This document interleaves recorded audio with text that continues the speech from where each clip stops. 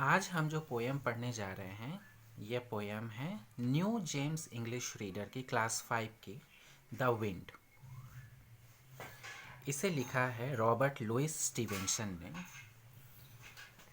I saw you toss the kites on high and blow the birds about the sky and all around I heard you pass like lady skirts across the grass. O wind, a blowing all day long, O wind that sings so loud a song। तो यहाँ पे poet जो हैं वो कहना चाह रहे हैं हवा से कि ऐ हवा, मैंने तुम्हें आसमानों में पतंगों को उछालते हुए देखा है।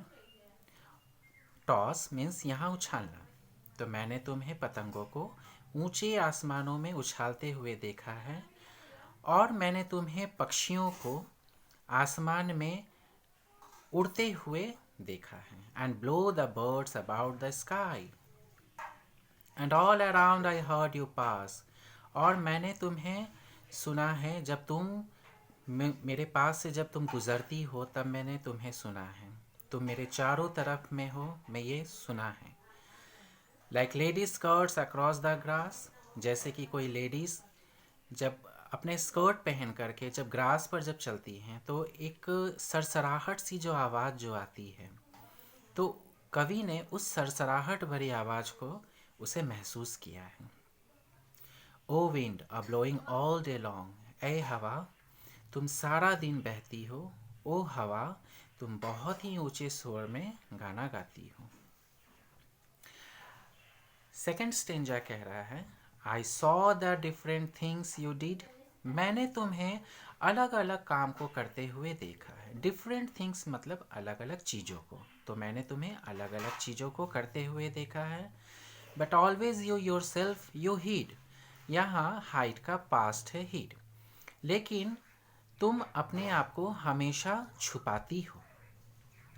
आई felt you push, I heard you call, मैंने तुम्हें धक्का देते हुए महसूस किया है। जब तेज हवा जब चलती है तो तेज हवा से हम धक्का खाते हैं, तो यहाँ पे वही कवि ने कहा है कि मैंने तुम्हें महसूस किया है, तुम मुझे धक्का देती हो।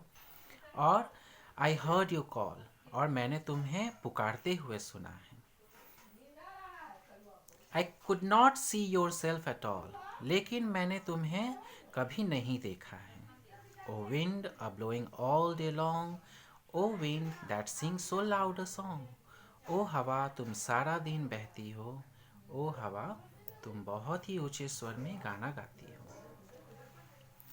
लास्ट स्टेंजा है O you that are so strong and cold, ओ हवा स्ट्रॉन्ग मतलब बहुत ही मजबूत, ओ हवा तुम काफ़ी मजबूत और ठंडी हो।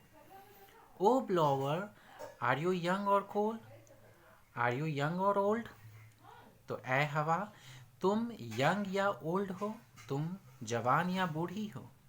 Are you a beast of field and tree,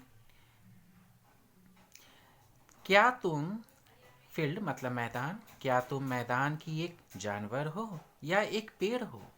और just a stronger child than me, और या फिर तुम मुझसे ज़्यादा ताकतवर एक बच्चे हो।